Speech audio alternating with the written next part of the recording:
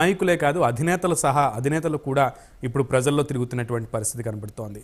ముఖ్యంగా అటు వైసీపీ అధినేత జగన్మోహన్ రెడ్డి, జనసేన అధినేత పవన్ కళ్యాణ్, ఇటు వయసుతో సంబంధం లేకుండా ఇద్దరు కుర్ర నేతలతో పోటీ పడుతూ అటు టీడీపీ అధినేత చంద్రబాబు నాయుడు కూడా రోజుకి 4 రోడ్ షోలతో 4 సభలతో ఆయన కూడా ప్రజల మధ్యకి వెళ్తున్నటువంటి పరిస్థితి ఉంది. 4 ప్రాంతాలు తిరుగుతున్నటువంటి పరిస్థితి ఉంది. సో మొత్తానికి ఎవరికి వాళ్ళు ప్రజల మధ్య ఉంటూ ప్రజల నినాదమే ఎత్తుతూ వాళ్ళ మేలు, వాళ్ళ శ్రేయస్కరమే, వాళ్ళకి మేలు చేసేటువంటి హామీలను ఇస్తూ ముందుకు కదులుతున్నారు. ఇదంతా ఆహ్వానించదగ్గ విషయమే. ప్రజలు ఇన్నాళ్ళకి మళ్ళీ కూడా ప్రజలకి ఏం చేయాల్సినవి ఉన్నాయి, ప్రజలకి ఏం కావాలి, ప్రజలు ఏం కోరుకుంటున్నారో అనేది నాయకులకి తెలుసు, లేదో తెలియదు, లేదు ఇప్పటికైనా తెలిసింది అని ప్రజలు అనుకోవడానికి ఒక ఆస్కారం అనేది నాయకులు కల్పిస్తున్నారు. సంతోషకరమైన విషయం. అయితే ఇక్కడ ఒక ప్రశ్న అయితే ఒకటి తలెత్తుతోంది అందరికీ, ముఖ్యంగా రాజకీయ విశ్లేషకులు కూడా దీని గురించి మాట్లాడుతున్నటువంటి పరిస్థితి ఉంది. అదే యాత్రలలో తిరుగుతారు నాయకులందరూ, పార్టీలకు సంబంధించిన వ్యక్తులందరూ తిరుగుతారు. కొంతమంది ఇది సాధ్యం కాదని కరాఖండిగా చెప్తారు, కొంతమంది మేము వచ్చాక ఇది సాధ్యం చేస్తాం, ఇది ఖచ్చితంగా మేము అమలు చేస్తామని చెప్తూ ఉంటారు. పార్టీలకు అతీతంగా ప్రతి అంశం మీద ఒక్కొక్క పార్టీ ఒక్కొక్క విధానంతో వెళ్తూ ఉంటుంది. ప్రజలకి at the end of the day ఒక పార్టీ సాధ్యమవుద్దని చెప్పుద్ది, ఒక పార్టీ సాధ్యం కాదని చెప్పుద్ది. సో ఇర్రెస్పెక్టివ్ ఆఫ్ దట్, అధికారంలోకి వచ్చిన తర్వాత ఎంతమంది ఆ మాటలను నిలబెట్టుకున్నారు ఇప్పటి వరకు ఆంధ్ర తెలంగాణలో అనేది కూడా ప్రజలందరికీ కూడా, ముఖ్యంగా రాజకీయ విశ్లేషకులకు కూడా ఒక అవగాహన ఉన్న క్రమంలోనే ఆ ప్రశ్నలు మళ్ళీ తలెత్తుతున్నటువంటి పరిస్థితి ఉంది. సో అసలు ఆంధ్ర రాష్ట్రానికి ఇప్పుడు పర్టికులర్గా స్టిక్ ఆన్ అయి ఉంటే రాష్ట్రంలో జరుగుతున్నటువంటి బహిరంగ సభలు, రోడ్ షోలు, రేపొద్దు నుంచి పిఠాపురంలో జనసేనాని పవన్ కళ్యాణ్ కూడా వారాహి యాత్రను ప్రారంభించబోతున్నారు. ఆయన కూడా తిరగబోతున్నారు. ఇవి మరోపక్క ఇప్పటికే ఇరువురు పార్టీల అధినేతలు కూడా ప్రజల మధ్యనే ఉంటున్నారు. వాళ్ళు కూడా యాత్రలు స్టార్ట్ చేసేసి ఉన్నారు. ప్రజాగళం యాత్ర, మేము సిద్ధమంటూ వైసీపీ అధినేత యాత్ర కొనసాగుతోంది. సో ఈ యాత్రల్లో వీళ్ళిచ్చేటువంటి హామీలు, ప్రజలు వీళ్ళకి చెప్పేటువంటి సమస్యలు, ఆ సమస్యలకు వీళ్ళిచ్చేటువంటి భరోసా ఎంతవరకు, వాటికి సాధ్యాసాధ్యాలు ఏముంటాయి అనేది తెలుసుకుని ఇస్తారా, లేదు తృప్తిపరచడానికి మాట్లాడతారా అనే విషయాల గురించి ఈరోజు మాట్లాడదాం. ఈరోజు మనతో పాటు ఉన్నారు, డిబేట్లో పాల్గొంటున్నారు తురగా శ్రీరామ్ గారు, ముఖ్యంగా పొలిటికల్ అనలిస్ట్. ముందు మీ దగ్గరికి వస్తాను శ్రీరామ్ గారు. అండ్ మనకి శ్రీధర్ రెడ్డి గారు వైసీపీ నుంచి అందుబాటులోకి వచ్చారు. ఇక కూటమి నుంచి రిప్రజెంటేటివ్గా జనసేన పార్టీ నుంచి నక్క రజనీ గారు మరి కాసేపట్లో మనకు అందుబాటులోకి వస్తారు. తురగా శ్రీరామ్ గారు, బీయింగ్ అన్ అనలిస్ట్, ఈ విషయంలో హామీలు ఇస్తూ ఉంటారు, కొంతమంది సాధ్యం అవుతాయి అంటారు, కొంతమంది సాధ్యం కావు అంటారు. కానీ at the end of the day ప్రజలకైతే వాళ్ళ సమస్యలకు సంబంధించి పరిష్కారం కావాలి. సో ఈ విషయంలో సాధ్యాసాధ్యాలని పక్కన పెట్టి ఈ హామీ నెరవేరుస్తాం అని చెప్పినటువంటి నేతలు ఎంత మేర ఆ హామీలని అమలు చేశారనేది ప్రజలకి ఒక ఇంత క్లారిటీ ఉంది. ఈ అసాధ్యమైనటువంటి హామీలని ప్రజలకి సాధ్యం చేస్తామని చెప్పడం ఎంతవరకు కరెక్ట్? దాని గురించి ఈ హామీల గురించి మనం ఎంత తక్కువ మాట్లాడుకుంటే అంత మంచి. ఎందుకంటే ఎలక్షన్ లో ఇచ్చిన ప్రతి హామీని నిలబెట్టుకోవాలి అంటే అసలు వీళ్ళకి, ఈ రాజకీయ పార్టీలకి నిజంగా అసలు రాష్ట్ర బడ్జెట్ల మీద సరైన అవగాహన ఉందా లేదా అనేది డౌట్ వస్తుంది. ఎందుకంటే రాష్ట్ర బడ్జెట్ ని మించిపోయిన హామీలు ఇస్తూ ఉంటారు, లేదా రాష్ట్ర ఖజానాకి పూర్తిగా ఈ హామీల వల్ల తూట్లు పడిపోయి వేరే అభివృద్ధి కార్యక్రమాలు ఏమి చేయడానికి అవకాశం లేని పరిస్థితుల్ని వీళ్ళే సృష్టించుకుంటారు. అంటే వీళ్ళ కాళ్ళకి వీళ్ళే బంధాలు వేసుకుంటారు. అంటే ఏదో తాత్కాలిక ప్రయోజనం, అంటే ఏదో రకంగా మనం అధికారంలోకి రావడం కోసం ఇలాంటివన్నీ హామీలు ఇచ్చి ఆ హామీలు నిలబెట్టుకోవడం కోసం తాపత్రయంలో రాష్ట్ర ఖజానాన్ని తాకట్టు పెట్టేస్తున్నారు, రాష్ట్ర అభివృద్ధిని తాకట్టు పెట్టేస్తున్నారు. కానీ ఈ విషయాలు సామాన్య ప్రజలకు తెలియవు కాబట్టి సరే వాళ్ళు ఏదో నిజంగా చేస్తారు కాబోలు అనుకునే వేస్తారు. కానీ ఆ వేయటం వల్ల వచ్చే నష్టం ఏంటనేది వాళ్ళకి తెలియదు. అంటే ఉదాహరణకు చెప్తాను, గతంలో చంద్రబాబు నాయుడు గారు 2014 టైంలో ఏమన్నారంటే అప్పుడంతా కూడా బాబు వస్తేనే జాబ్ వస్తుంది అని చెప్పి అప్పుడు ప్రచారం చేశారు. ఎగ్జాక్ట్లీ. కానీ బాబు వచ్చారు కానీ రాష్ట్రం అంతా ఏం జాబులేని రాలేదు.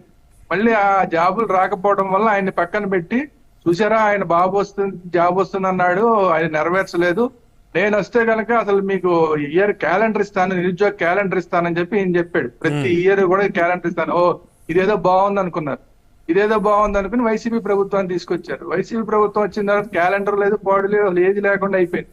ఏదో ఒక క్యాలెండర్ తీసుకొచ్చారు, ఆలస్యంగా తీసుకొచ్చారు. అందులో రకరకాల ఉద్యోగాలన్నింటినీ కూడా వీళ్ళే ఇచ్చేసినట్టు కూడా చేసుకున్నారు, ఆర్టీసీతో సహా, లేదా వాలంటీర్లతో సహా. ఇలా రకరకాల ఉద్యోగాలన్నింటి మేము ఇచ్చేసామని చెప్పారు. ఏమైంది? వాస్తవం అయితే అది కాదు. కానీ సరే ఆ పోనీ ఆ క్యాలెండర్ మళ్ళీ ఇది తప్పులు తడగ్గా ఉందా అంటే సరే కరెక్ట్ అని చెప్పి తప్పులు తడగ్గాని మేము ఇచ్చామని చెప్పి ఒప్పుకొని వెనక్కి తీసుకున్నారు. మళ్ళీ కొత్త క్యాలెండర్ తీసుకొస్తున్నారు. కొత్త క్యాలెండర్ అనేది ఇప్పుడు దాకా మనం చూడాల. అంటే ఈ ప్రభుత్వం వచ్చిన తర్వాత అసలు నిరుద్యోగ క్యాలెండర్ అనేది చూడలేదు మనం. అవును, వాస్తవానికి. మరి అట్లాంటి పరిస్థితుల్లో వీళ్ళందరూ ఇచ్చిన హామీలు నెరవేర్చుకుంటారు అని మనం ఎట్లా అనుకోవాలి? కొన్ని హామీలు నెరవేరుస్తారు. ఉదాహరణకి ఇప్పుడు నవరత్నాలని పెట్టుకున్నారు. నవరత్నాల హామీలు నెరవేర్చడం కోసం ఈ వైసీపీ పార్టీ ఎన్ని తిప్పలు పడుతుందో మనం చూసాం. అవును, దానికోసమే ఈ రోజు ఈ రాష్ట్రంలో రోడ్లు లేవన్నా నవరత్నాలే కారణం, అభివృద్ధి లేదన్నా నవరత్నాలే కారణం. ఎక్కడి నుంచి కొత్త ప్రాజెక్టులు ఇలాంటివన్నీ ఏమన్నా వస్తాయా అంటే వాటిని తీసిన ఏ విషయాన్ని తీసుకున్నా కూడా రాష్ట్ర ఖజానాకి తూట్లు పొడుస్తుంది. రాష్ట్రం అప్పులు పాలైపోతుంది. కేంద్రం దగ్గర అప్పులు తీసుకొస్తుంది. బ్యాంకుల దగ్గర ఎక్కువ వడ్డీలకు అప్పులు తీసుకొస్తుంది. ఇవన్నిటికీ కారణం ఆ నవరత్నాలు. వాటిని చెప్పాం కాబట్టి ఏదో రకంగా అమలు చేయాలని. సో నవరత్న ఇలాంటి హామీలు నెరవేర్చినా ప్రాబ్లమే. అసలు కొన్ని వాస్తవానికి నెరవేర్చాల్సిన ప్రాబ్లమ్స్ నెరవేర్చకపోయినా ప్రాబ్లమే. రైట్. ఇంకొక ఉదాహరణ చెప్తాను నేను పక్క రాష్ట్రాల గురించి. తెలంగాణ రాష్ట్రంలో బస్సులన్నీ ఆడవాళ్ళకి ఫ్రీ అన్నారు. అలాగే అంతకుముందు కర్ణాటకలో కూడా బస్సులన్నీ ఫ్రీ అన్నారు. అక్కడ ఫ్రీ అన్నారు కదా అని కర్ణాటకలో ఓట్లేసారని తెలంగాణలో ఫ్రీ అన్నారు. ఇప్పుడు ఫ్రీ అన్న తర్వాత ఏమవుతుంది? ఆ తెలంగాణ ఆర్టీసీ నష్టాలు పాలవుతుంది.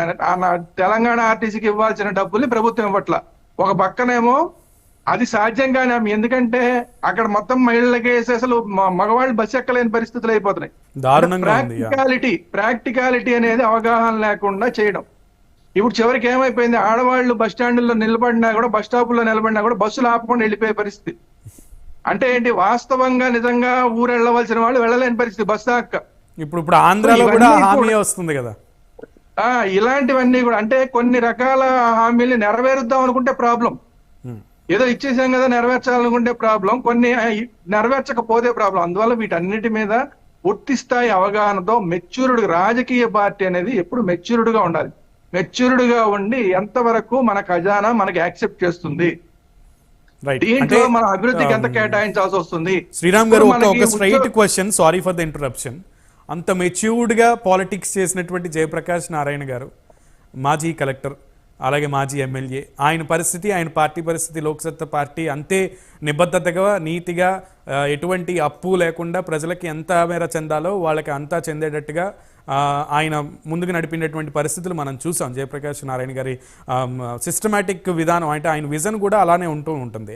ఈ అప్పులు, ముఖ్యంగా అప్పులు తీసుకురావడం మీద ఆయన కొంచెం వ్యతిరేకంగా ముందు నుంచి కూడా చెప్తూ ఉంటారు. సో ఈ విధానంలో ఉన్న ఆయన్ని ప్రజలు ఎక్కడ పెట్టారనేది మనం చూసాం రాజకీయంగా.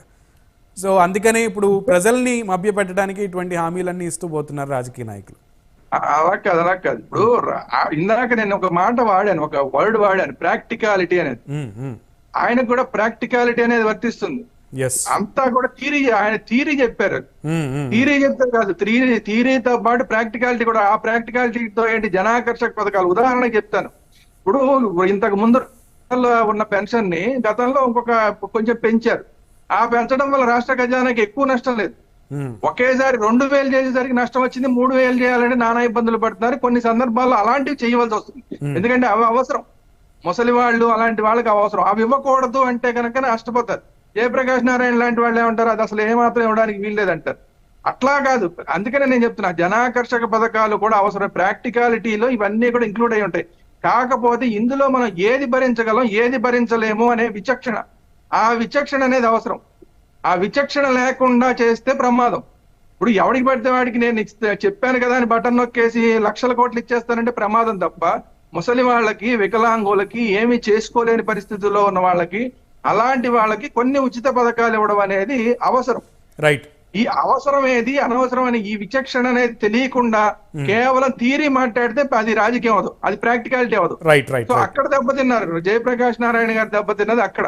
సో ప్రాక్టికాలిటీ అనేది 2 రకాల ప్రాక్టికాలిటీ. మొత్తం థియరీ ప్రకారం వెళ్తా అన్న అది ప్రాక్టికాలిటీ అవదు. థియరీ వేరు, ప్రాక్టికల్స్ వేరు. థియరీలో ఏదో ఉంది కదా అని 2 రసాయనాల్ని నేను కలిపేయామంటే అది మోతాదు కాకుండా ఇష్టం వచ్చేట్టు కలిపేసాను అనుకోండి, ల్యాబే పేలిపోతుంది. సో అట్లాంటి పరిస్థితి ఉంటుంది. అందువల్ల ఏంటంటే అందుకనే మెచ్యూరిటీ అని చెప్పా ఇందాక నేను. ఆ మెచ్యూరిటీ అనే పదంలో ఇవన్నీ ఉంటాయి. ఆయన ఉద్యోగస్తుడిగా చేశారు కాబట్టి అవి మాత్రమే తెలుసు ఆయనకి. ప్రజల నాడి పట్టుకోవడం తెలియలేదు. సో ఇలా ప్రజల నాడి అధికారంలోకి రావడానికి, ప్రజల నాడి పట్టుకోవడం ఎంత ఇంపార్టెంటో, అధికారంలోకి వచ్చిన తర్వాత ప్రజలకి చేయాల్సిన సేవ చేయడం కూడా అంతే ఇంపార్టెంట్. రైట్, ఈ పార్టీలకు రెండింటిని అతీతంగా balance మీ చేసుకోవాలి. వర్షన్ మీరు చెప్పారు, బీయింగ్ అనలిస్ట్ న్యూట్రల్ గా. అసలు పార్టీలకు సంబంధించిన వాళ్ళు ఈ హామీల గురించి